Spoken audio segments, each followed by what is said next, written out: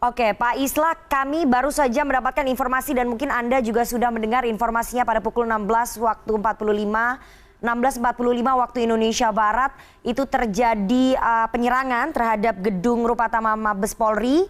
Itu ada satu terduga teroris yang kemudian berhasil dilumpuhkan.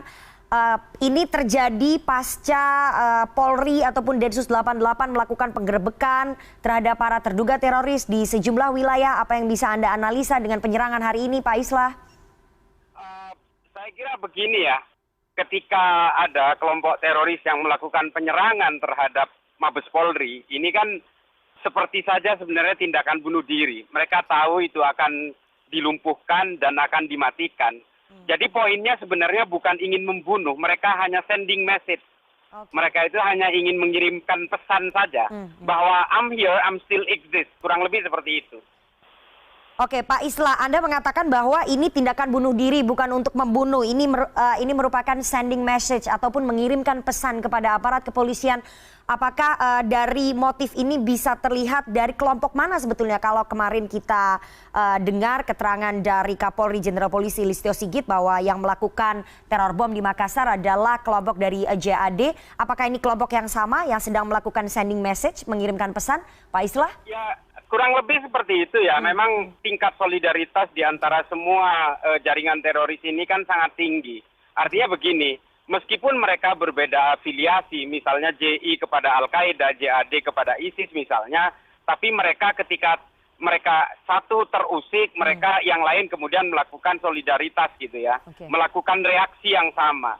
Hari ini serbuan terhadap Mabes Polri, mereka tahu bahwa mereka itu seolah-olah seperti nyetor nyawa ke sana, karena ini kan tempatnya polisi gitu. Artinya ini makanya pesan-pesan itu adalah ingin menyampaikan bahwa karena kalian telah mengacak-acak kami, melakukan penangkapan terhadap kami, menyetop segala simpul-simpul pendanaan kami, ini loh bahwa kami harus bereaksi dengan ini, melakukan penyerangan terhadap kantor polisi. Itu yang mereka inginkan, makanya ini sending message saja sebenarnya. Oke, pesan-pesan kepada aparat kepolisian, sending message.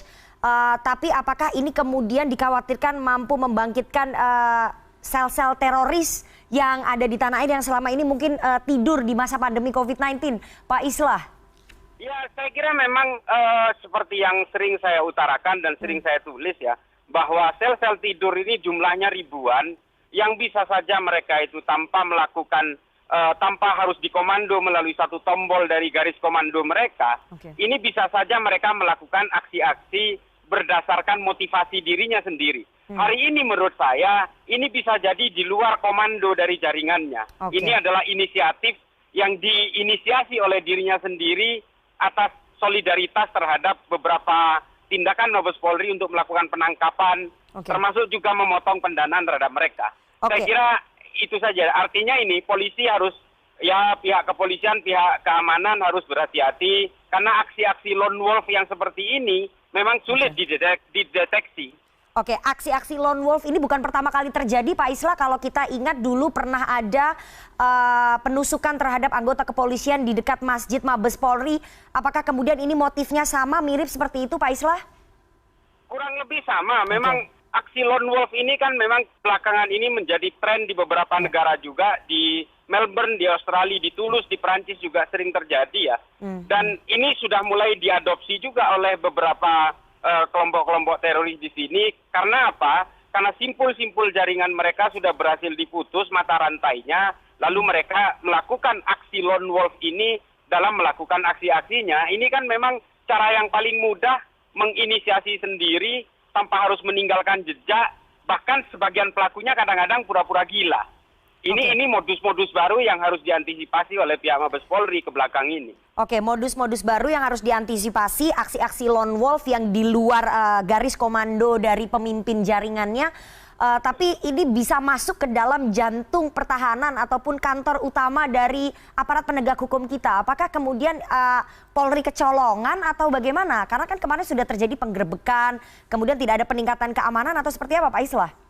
Kalau untuk lone wolf kita tidak bisa menggunakan aksi kecolongan karena memang ini adalah sel tidur yang sudah terbiasa membaur kepada di tengah-tengah masyarakat, dan ketika mereka masuk ke Mabes Polri sebagai orang biasa ya, dan perlu diketahui juga bahwa Bareskrim ini posisi sekarang ini yang diserang ini adalah kantor pelayanan yang memang terbuka kepada publik tanpa harus ada, kecuali memasuki gedung baru ada infrared ya. Tapi kalau untuk masuk areal memang tidak ada pengawasan secara khusus karena memang ini kantor pelayanan kan.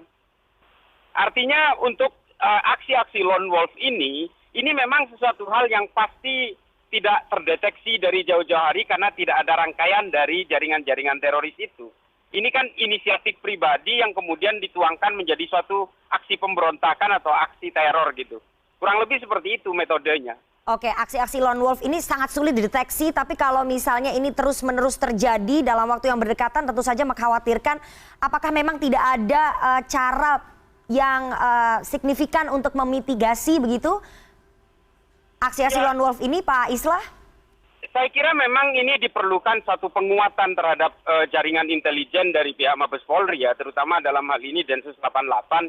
Memang akhirnya kita harus bertumpu kepada kekuatan intelijen karena satu-satunya yang bisa diandalkan untuk mendeteksi gerakan-gerakan yang tidak terorganisir dan tidak terstruktur ini memang akhirnya kita harus mengandalkan intelijen.